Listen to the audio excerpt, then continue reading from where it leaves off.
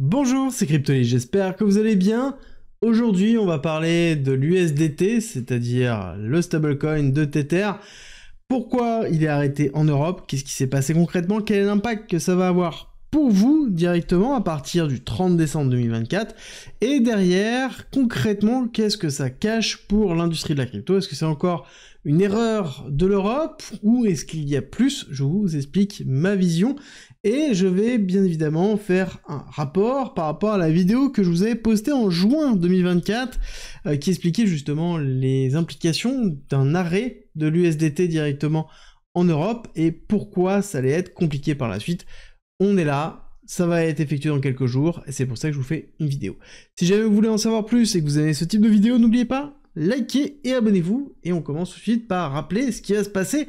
Et oui, l'USDT est interdit en Europe définitivement à partir du 30 décembre de cette année. Donc globalement, les acteurs qui sont en Europe et qui sont légalisés en Europe n'ont plus le droit de proposer des stablecoins qui ne sont pas dans la réglementation MiCA.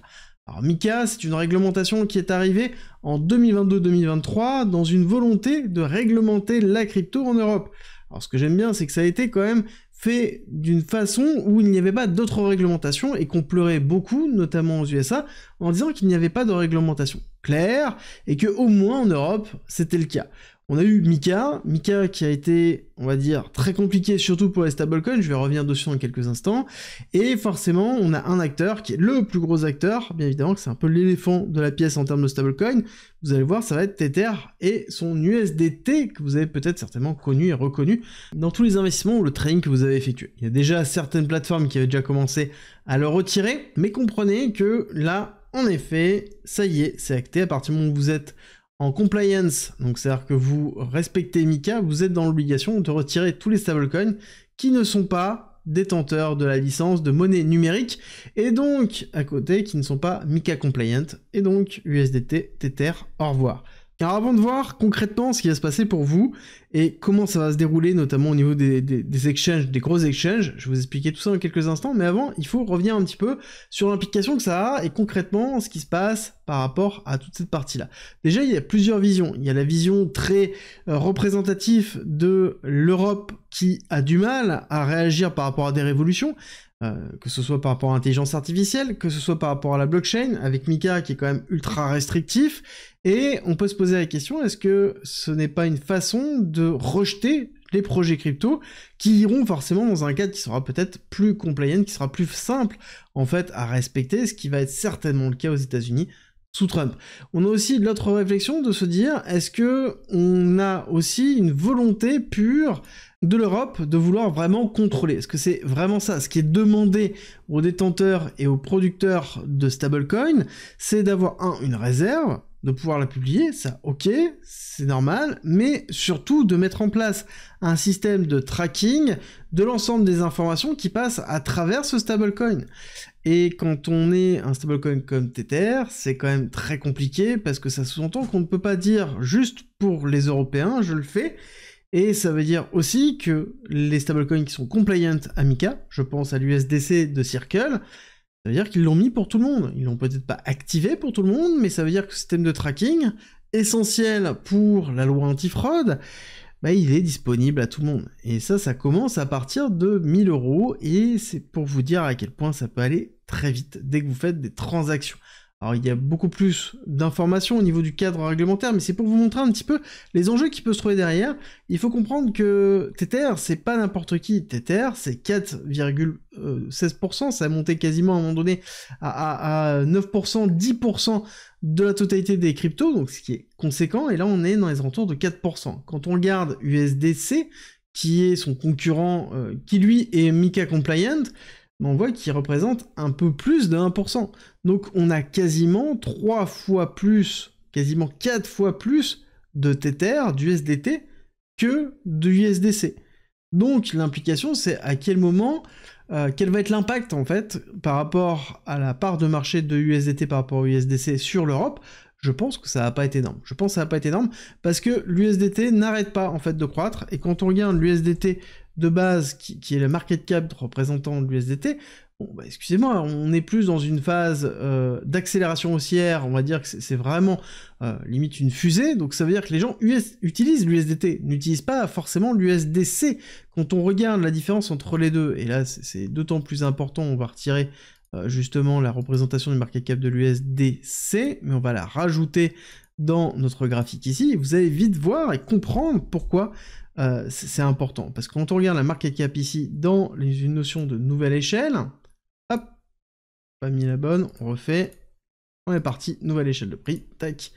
On a un qui représente 43 milliards, l'autre 140 milliards, il y a 100 milliards d'écart, d'accord, 100 milliards d'écart.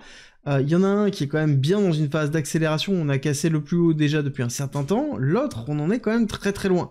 Donc on a un écart qui est fait entre les deux, et je ne pense pas que la MiCA et la réglementation va jouer. Est-ce que le passage de Donald Trump avec le rapprochement de Circle par rapport à l'administration américaine pourra jouer? Peut-être, mais en tout cas, c'est sûr que ça jouera beaucoup plus que MiCA.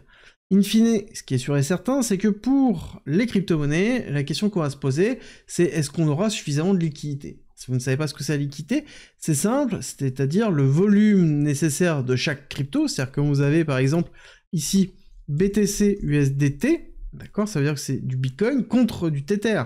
Ça veut dire que vous avez du Bitcoin versus Tether. Donc vous avez autant de Bitcoin que de Tether, et c'est cette liquidité qui permet de pouvoir faire des achats et des reventes.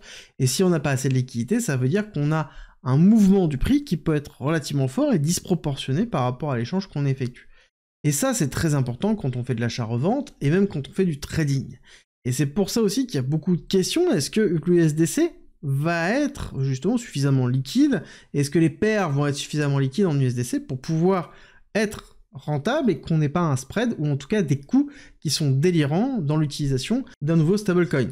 Ça, c'est la grande question qu'il va falloir voir, et ça, malheureusement, on n'a pas de réponse, ça va être vraiment en pratique. Je pense, à titre personnel et d'expérience, que ce qui va être fait, clairement, c'est qu'on va trader versus USD, et on ne sait pas ce qu'il y aura derrière.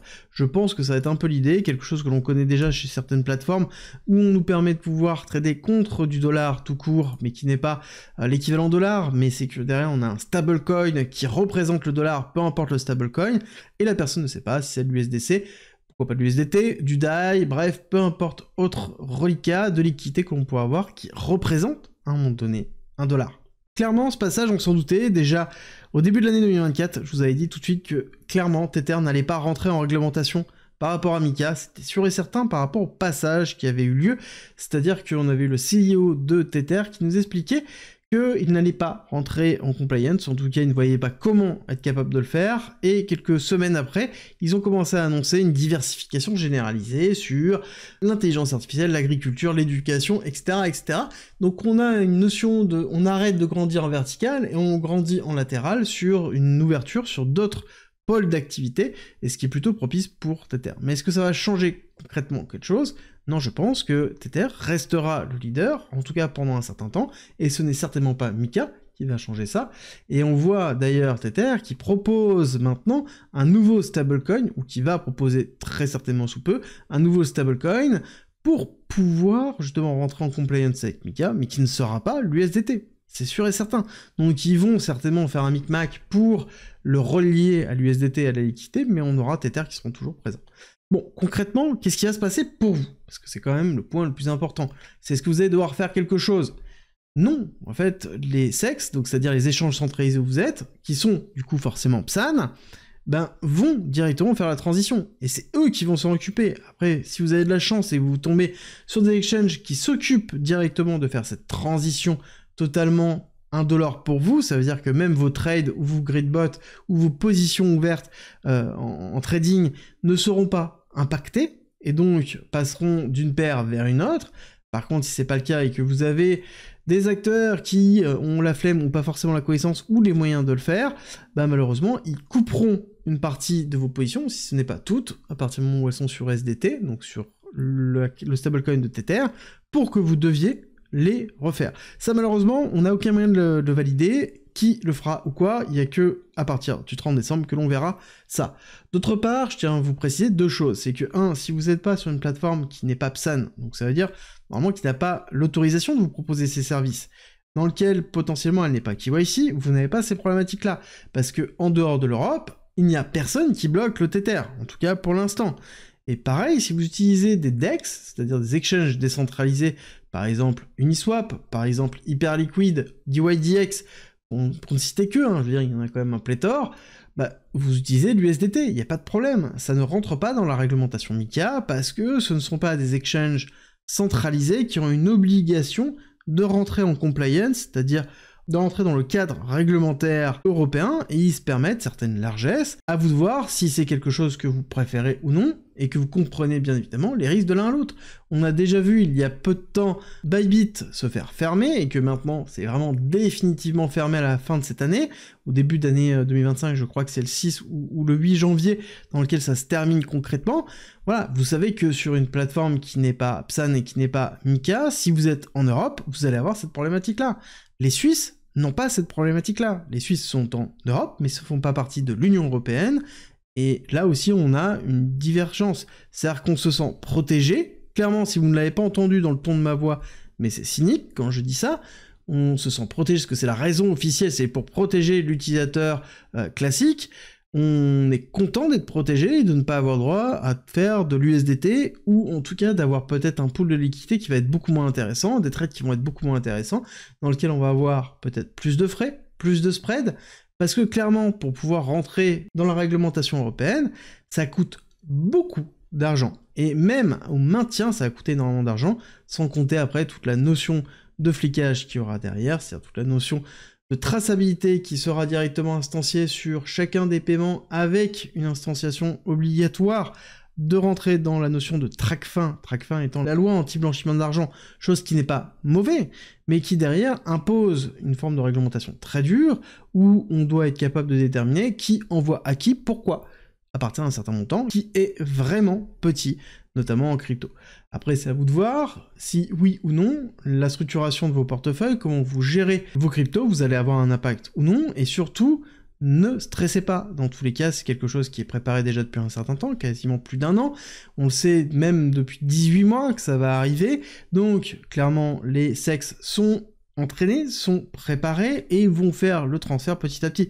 Vous n'aurez rien, vous n'aurez que les conséquences, mais attention, comme on nous l'a dit, vous serez protégé. Si vous voulez aller plus loin, je vous mets à la fin de cette vidéo, la vidéo que j'ai tournée en avril 2024, qui explique un peu ma vision de ce qui allait se passer par rapport à la situation actuelle et l'évolution qu'il y a maintenant, comme ça vous pourrez comparer de ce qui s'est passé avant et ce qui se passe maintenant concrètement. Vous allez voir que c'est très intéressant de voir l'évolution du marché en si peu de temps, et si jamais cette vidéo vous a plu, et que la suivante aussi vous plaît, n'oubliez pas, likez, abonnez-vous, et je vous dis à très vite pour une nouvelle vidéo.